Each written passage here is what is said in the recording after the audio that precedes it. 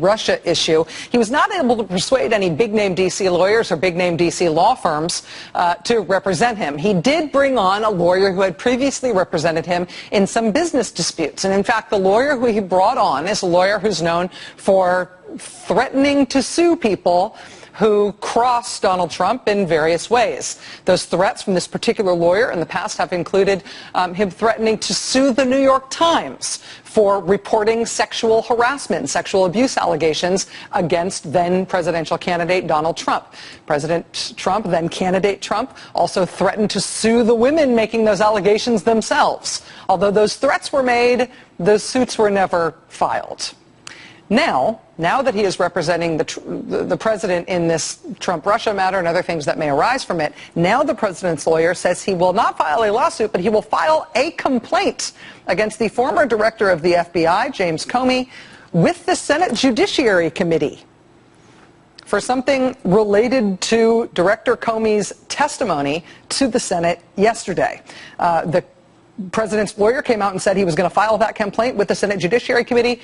NBC News can report tonight that as of tonight, he may have made that threat, but they haven't actually filed the complaint. If they do, is it possible that that could be the president's lawyer, president's legal team, his defense strategy, stepping in it and making things worse for themselves? Joining us now is Barbara McQuaid. She's former U.S. Attorney for the Eastern District of Michigan. Ms. McQuaid, thank you very much for being here. Really appreciate your time. Oh, thanks very much, Rachel. So this is sort of a narrow question, but it's an interesting one. James Comey has made these very serious allegations that the president tried to impede an ongoing FBI criminal investigation. The president is refuting that testimony, and now his lawyer is threatening to file various complaints against James Comey. Aside from the venue of those complaints, which I think is itself an interesting question, is there a possibility that this could be seen somewhere down the road as the president and his legal team essentially harassing or trying to intimidate somebody who is likely to be a witness against the president in some future legal proceeding? Well, it does seem like a bullying tactic. It seems like a very hollow threat to me. I don't know that the Senate Judiciary Committee or the Justice Department has any recourse against Jim Comey in this situation. And I suppose you could suggest that this is some effort at witness intimidation, which is one of the classic ways that the obstruction of justice statute is charged. Now, it's been done so publicly and so clumsily that I doubt it would actually be charged by a lawyer in that way. But it's certainly sort of that pattern in the court of public opinion, at least, I think, of demonstrating further bullying tactics. Listening to James Comey's testimony yesterday, a lot of us non-lawyers and just citizen observers, journalists looking at this sort of thing, see what James Comey testified to yesterday, and it sounds to us like he's alleging obstruction of justice on the part of the president trying to impede or stop that investigation. As a former U.S. attorney, is that what you heard in terms of James Comey's allegations yesterday? Well, there's certainly some pieces that could lead to that conclusion. He mentioned at least twice that whether this was obstruction of justice is a matter for Bob Mueller, the special counsel, to look at, which suggests that he thinks that Bob Mueller is looking at that. And it also seemed to me that Jim Comey is helping him do his work. He's putting out the breadcrumbs. He created for Mueller in his written statement a chronology of all the things that happen. One of the first things a prosecutor does when investigating a case is put together a timeline so that you can see the sequence of events. You can see coinciding events. You can see that on the very same day that Sally Yates was over at the White House in the morning is the same day that Trump invites Comey over for dinner that night. Tonight, and it wraps up this week, which I think will forever be known in the history of this scandal as Comey Week. I do want to say, though, I want to put something on your radar for the beginning of next week. One of the big bombshells, one of the big revelations, one of the big surprises that came out of Comey's testimony were some sort of damning and ominous things that James Comey said under oath about the current Attorney General of the United States, Jeff Sessions. As of right now, Jeff Sessions is due to testify Tuesday morning, once in the House and once in the Senate. Jeff Sessions has a history of backing out of public open testimony right before he has to do it, but right now, as of tonight, he's still on the calendar for Tuesday morning. So plan your sick days accordingly. I'll see you again on Monday morning. Now it's time for the last word with Lawrence O'Donnell. Good evening, Lawrence. Rachel, you're out of sick days for the year. I know. So, you're gonna It has been an astounding week. It's hard to believe that here we are Friday already. There was so much anticipation going into Thursday, and then we got those surprises in the Wednesday hearing, and we need... And stuff continues to happen. I mean, even, as of tonight, we've got this question as to whether or not James Comey's friend, this Columbia Law School professor, is going to hand over that memo.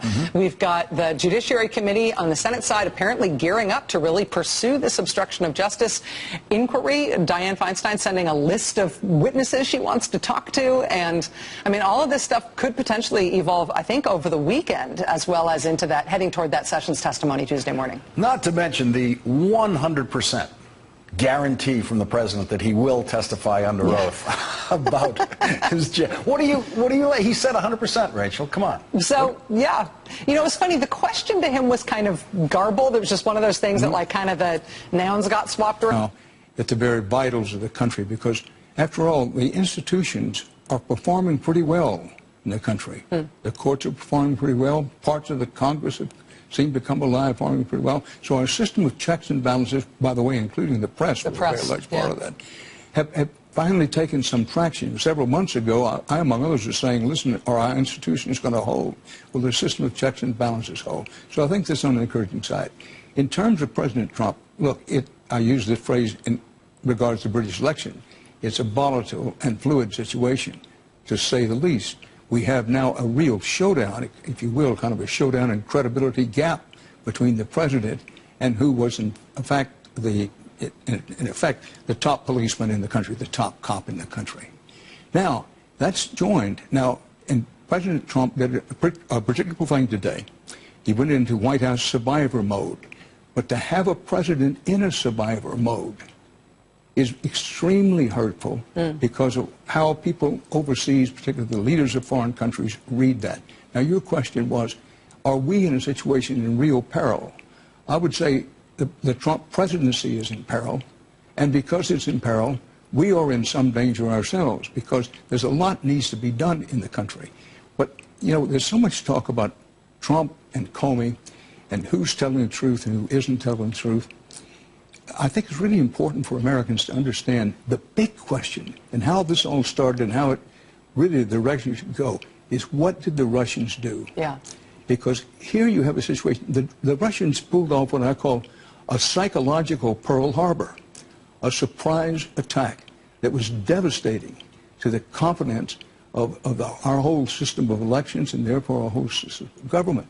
It's one of the great psychological warfare victories in the history of such. And it's interesting because you can look in history, in recent history, and see them do very similar things to small countries and other countries in their geographic and ideological orbit, former Soviet states and small countries on their borders. So we could see it doing to them. It was a shock and a surprise to us because we thought, hey, we think of ourselves as a country that's protected by our oceans, but also we think of ourselves as, the great power in the world, as the sole surviving superpower in the world, somebody who would never be susceptible to the kind of tactics that would work against these smaller countries that Russia's been influencing this for all these years. And I believe that if they tried it, it wouldn't work against us. Yeah. In our hubris, if you want to use that word, we were too confident. We were overconfident. Listen, if the Russians ever tried that here, it never would work in America. Well, it worked, as I say, to devastating, if not catastrophic, effect.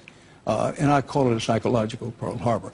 But again, I want to keep the focus on, we need to get to the truth of what happens to the Russians. This is how all this business with the FBI director, the investigations, and President Trump turned out. Now, President Trump today, he was desperate to change the narrative. Comey yesterday, for one of the few days in the Trump presidency, another person controlled the narrative. And he was masterful in weaving his own narrative, as he would in presentation to a jury. And President Trump, in effect, said to himself, I've got to get out there tomorrow, no matter what it takes, and I've got to re-seize the narrative, which he did today. Most people tonight are not talking about Comey, except to some of his side. The focus on what President Trump did and didn't do. Right, the new bombs that he's thrown out. Well, the biggest thing he said was, I'm prepared to testify under oath. Mark Well, he didn't say when he was going to testify under oath. Right. But, that's a headline. And this business of being so coy about the tapes, listen, this is not normal. Let's see it for what it is. If he has tapes, We need to have those tapes. We need to have the tapes played. This business of saying, well, I'm going to dole out a little news today, and I'll dole out in a short period of time, a small period of time, you'll find out the answer. He could give the answer now, it just won't. Absolutely will. And the question is, why won't he give the answer now? Yeah. Dan Rather is the president of News and Guts Media. Not a big deal. That was a random still picture of Nigel Farage squeezing Donald Trump. Do we have the big deal? I'll give you $1.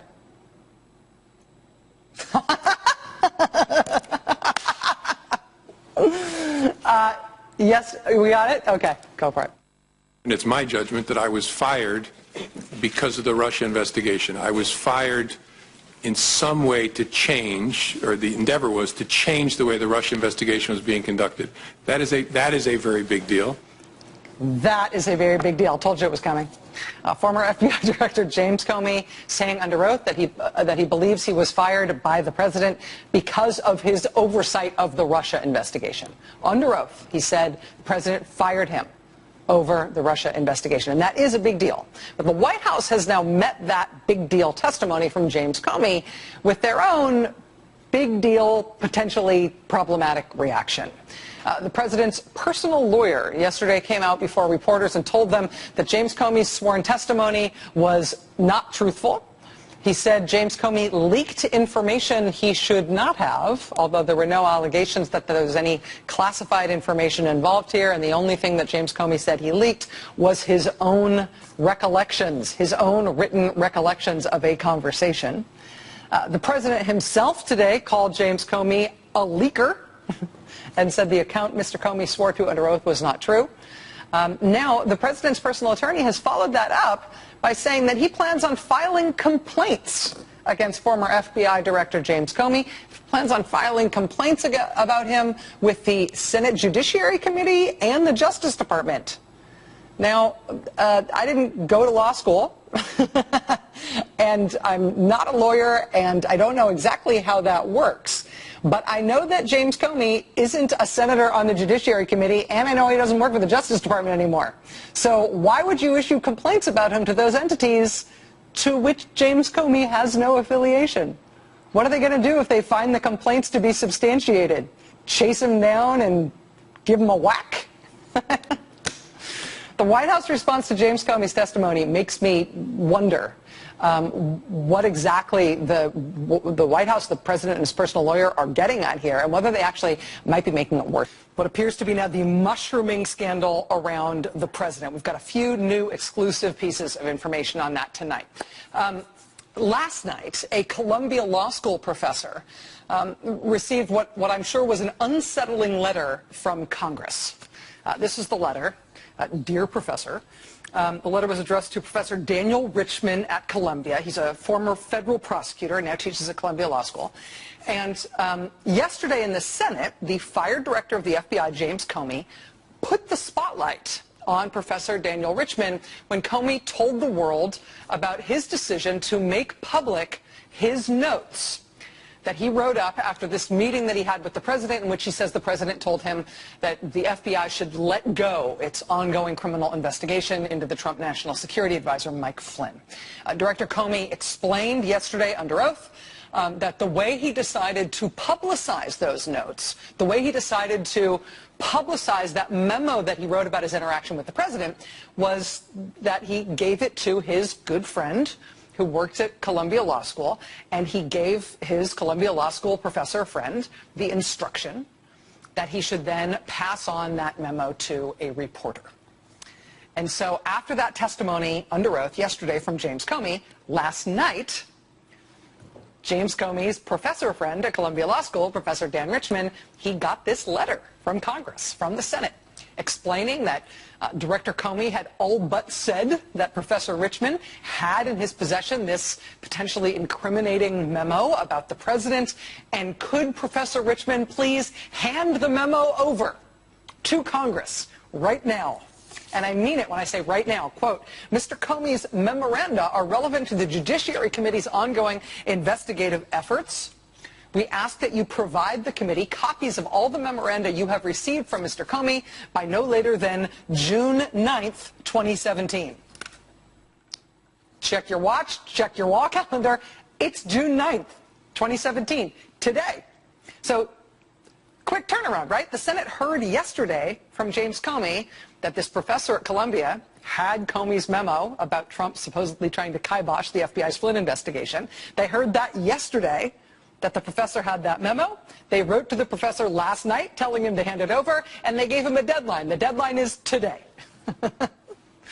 Well, we can report tonight that as of 9 p.m. Eastern time, as of just a couple minutes ago, the professor at Columbia University, Dan Richmond, has not turned over Comey's memo about his conversation with the president, which is interesting. CNN's Manu Raju, who's a great reporter at CNN, he further reports tonight that Professor Richmond has actually been in touch with that committee as of tonight, but we can report that whether or not he's been in touch with them, he has not handed over the memo. Imagine this is kind of a stressful position for your average law professor to find himself in, right? But hey, it's turning out that these are stressful times. Now, there's obviously a lot going on in the news writ large right now. Kind of first and foremost, there's the UK election, which is fascinating and a total shocker and has implications that are huge for the UK and for Europe. Also has some interesting implications for us. There's the president's offer today that he would love to testify under oath. He'd love to be deposed by the special counsel investigating the Trump-Russia matter. It seems unlikely that he really wants to do that, but he said today he'd love to. There's also the matter of this ticking time bomb that is now potentially set to go off in the U.S. Senate when it comes to health care. The Senate may be moving toward a vote that would kick over 20 million Americans off of health insurance.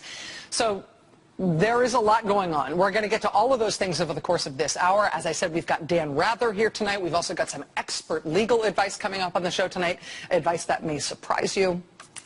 But there are, as I said, a few new things that we have been able to report out tonight that I want to let you know right off the bat. And the first is this news about this law professor who is thought to have a copy of James Comey's memo describing the president supposedly trying to shut down an ongoing FBI investigation. That law professor not turning over that memo to the Senate, despite the Senate telling him he had until today to hand it over. That obviously relates to the possibility of obstruction of justice, which is now this central question in terms of the fate of this presidency. Did the president try to stop ongoing FBI investigations? Now, the special counsel Robert Mueller, he was appointed to look into the Russia issue, right? He was appointed to look into the specific question of whether the Trump campaign or any Trump associates helped or cooperated with the Russians in this Russian attack on our election last year. The order appointing Bob Mueller to be special counsel also said beyond that investigation, he could also investigate and prosecute any other matters that, quote, arise from that Russia investigation. Well, it now seems clear that one of the matters that has arisen from the Russia investigation is this possibility that there's been an attempt to obstruct justice in this matter, potentially by the President of the United States himself. And although the Mueller investigation, the spokesperson for Bob Mueller is not confirming that overtly, is not confirming that Bob Mueller is now investigating whether the President obstructed justice, they're not saying so one way or the other, we're still pretty darn sure that that's part of what he's working on. And we're pretty darn sure of it tonight for two reasons. First reason is because James Comey said so under oath yesterday, twice. Do you sense that the president was trying to obstruct justice or just seek for a way for Mike Flynn to save face, given he had already been fired? Well, General Flynn at that point in time was in legal jeopardy. There was an open FBI criminal investigation of his statements in connection with the Russian contacts and the contacts themselves. And so that was my assessment at the time. I don't think it's for me to say whether the conversation I had with the president was an effort to obstruct. I took it as a very disturbing thing, very concerning, but that's a conclusion I'm sure the special counsel will work towards to try and understand what the intention was there and whether that's an offense. Do you believe this will rise to the obstruction of justice? I don't know. That's Bob Mueller's job to sort that out.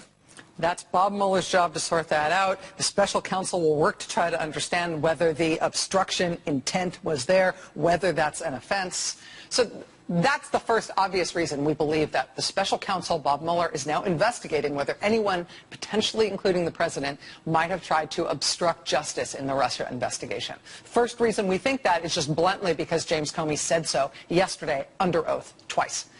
The other reason that we believe that the special counsel, Bob Mueller, is investigating whether there was an obstruction of justice is because of this.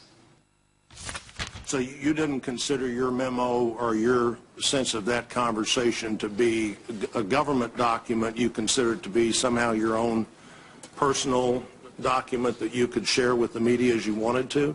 Correct. Through a friend? I understood this to be my recollection recorded of my conversation with the president. As a private citizen, I felt free to share that. I thought it very important to get it out.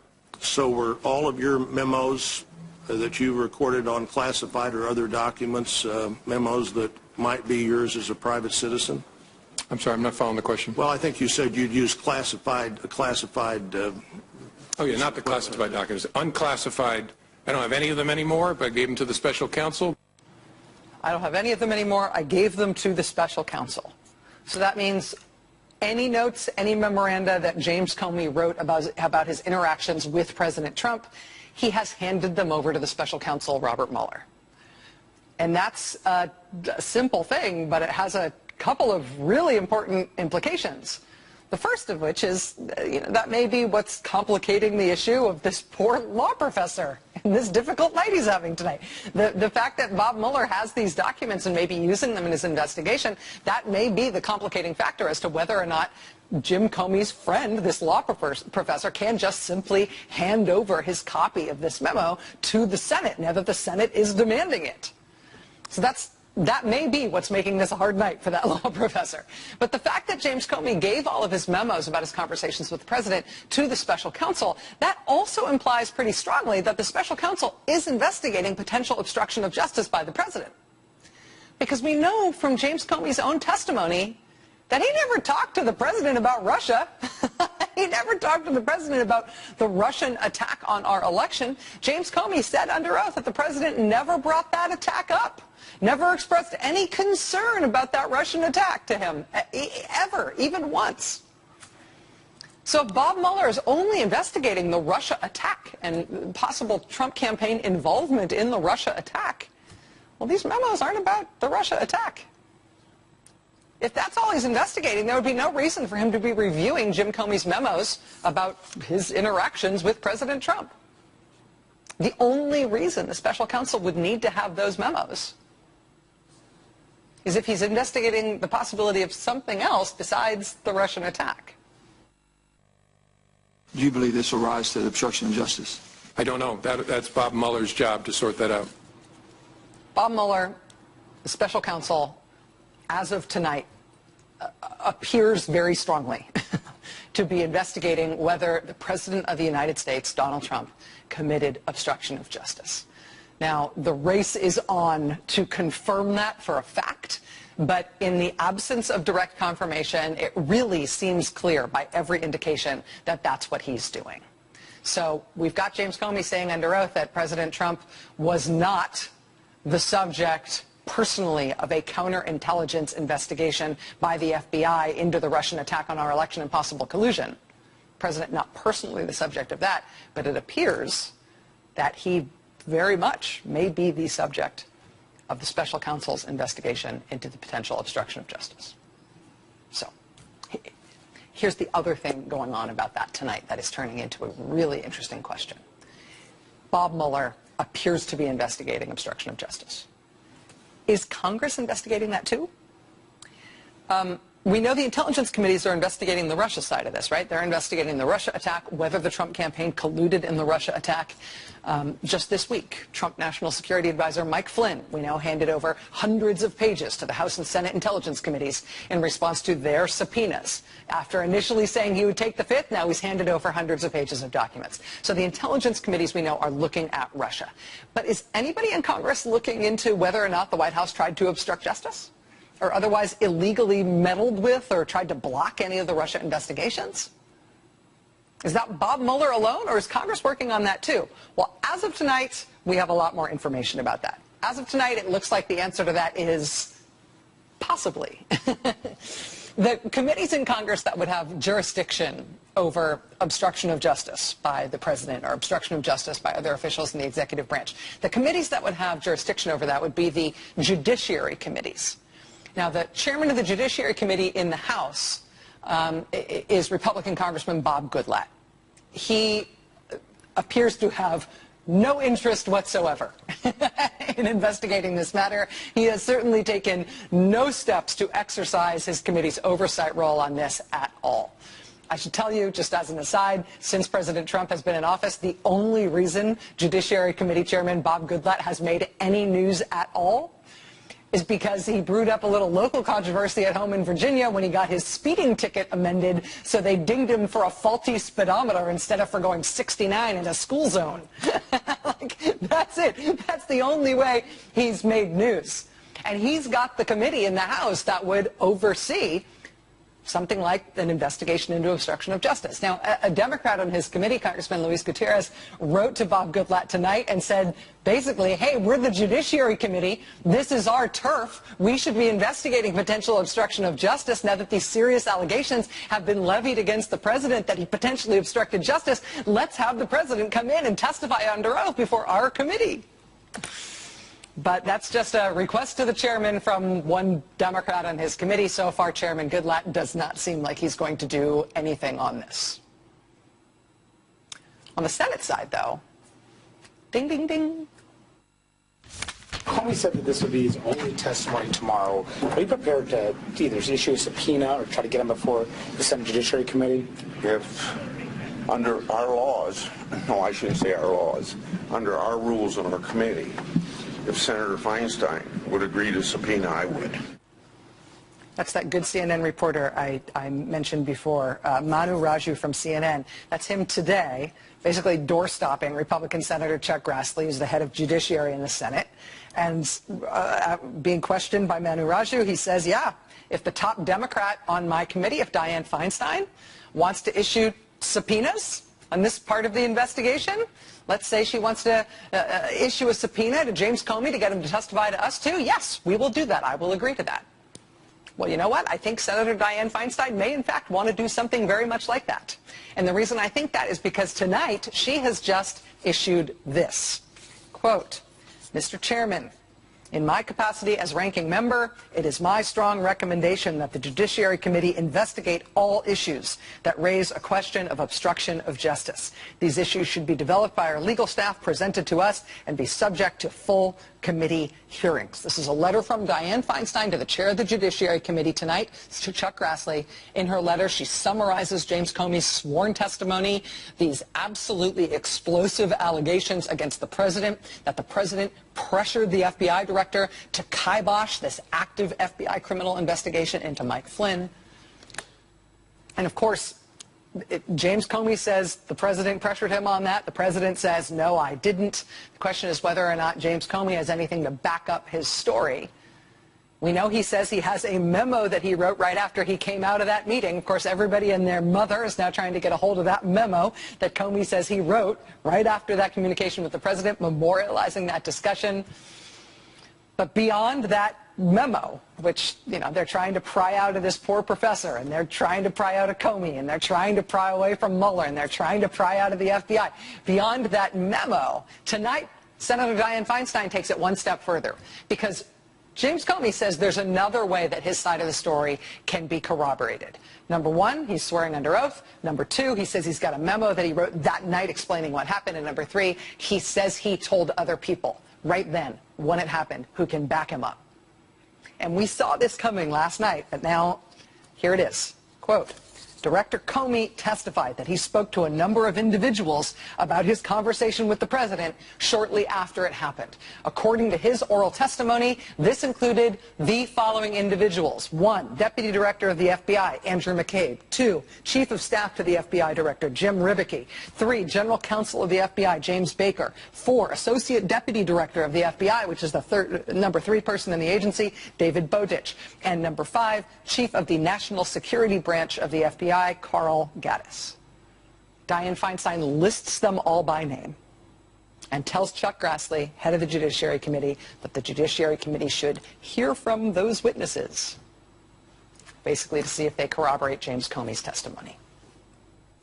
So, regardless of the Russia attack and this huge, existential question of whether the Russians had American Confederates helping them in that attack, separate issue, regardless of that, if the President of the United States is potentially in legal jeopardy for having tried to shut down an active FBI criminal investigation, we believe the Republican-controlled House, at least so far, is basically just going to let that go. It's not interested, at least not so far. The Republican-controlled Senate, however, may be showing signs of life, at least if the Democrats and the Republicans on the Judiciary Committee there, if Dianne Feinstein and Chuck Grassley continue to work together. And we know that, aside from Congress, we know that the special counsel is on that as well. He has the power to investigate. He has the power to prosecute. And on that, I think there's three things to take away on that tonight, which we have just learned, okay? On the matter of what appears to be now an ongoing investigation by the special counsel into the President of the United States and whether he obstructed justice. Three things to take away. First, if the White House ultimately doesn't like what Robert Mueller, the special counsel, concludes about the President, we now know they're going to have a hard time smearing Robert Mueller, the way they're, for example, right now, smearing James Comey. They will have a hard time smearing Bob Mueller the same way, not just because of Bob Mueller's hard-earned reputation as a public servant.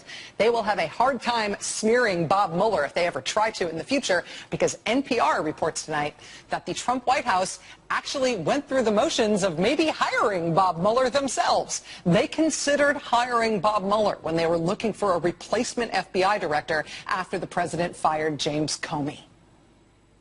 So in the end, they may end up trying to smear Bob Mueller somewhere down the road, but you know what? It's a matter of record that they liked him well enough to interview him and consider him themselves for running the FBI.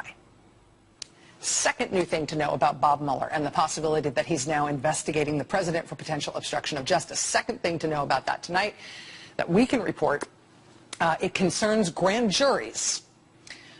So far, we've known of at least one grand jury that is already involved in this case and that is issuing subpoenas. The first one we learned about is in Virginia. That's the grand jury that has been issuing subpoenas related to Trump National Security Advisor Mike Flynn and his ties to foreign countries.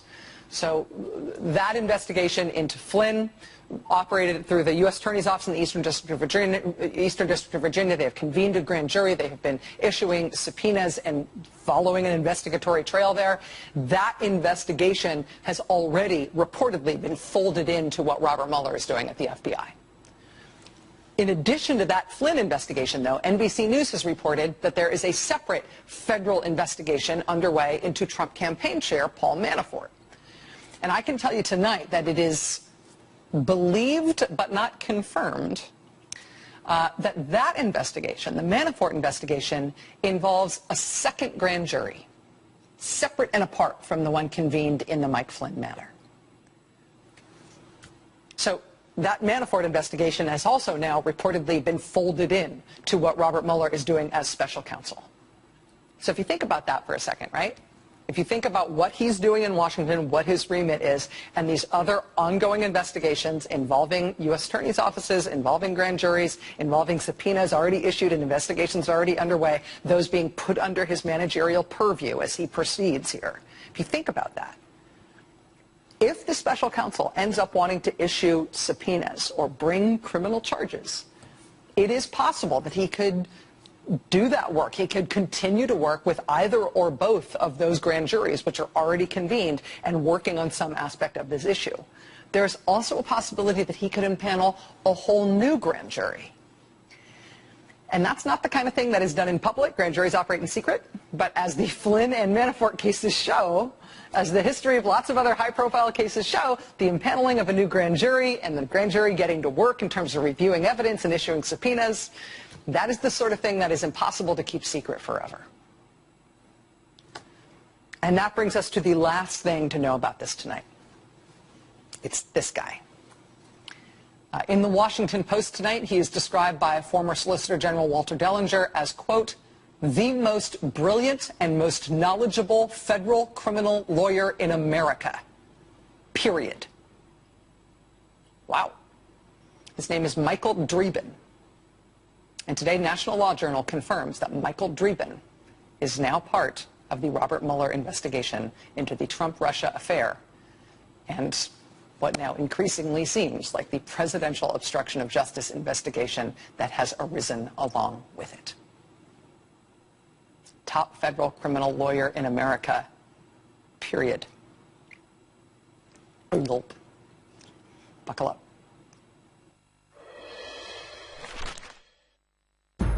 You're watching MSNBC. Your version of 100%. The president agrees to testify.